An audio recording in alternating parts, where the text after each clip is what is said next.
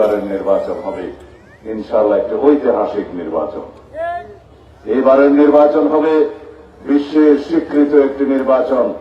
এইবারের নির্বাচন হবে মানুষের অধিকার প্রতিষ্ঠার নির্বাচন।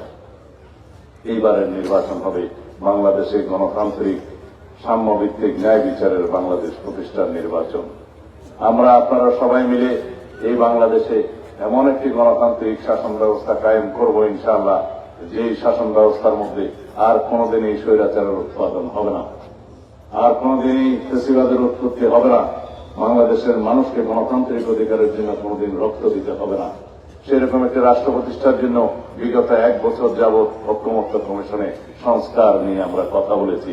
এই সংস্কারের একটা বিশাল অংশ আল্লাহর রহমতে আমার হাত দিয়ে হয়েছে। আপনাদের সন্তান হিসেবে আমি গর্বিত।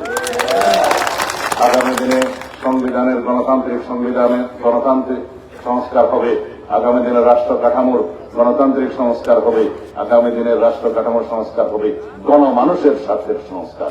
সেটাই আমরা নিশ্চিত করেছি ইনশাআল্লাহ।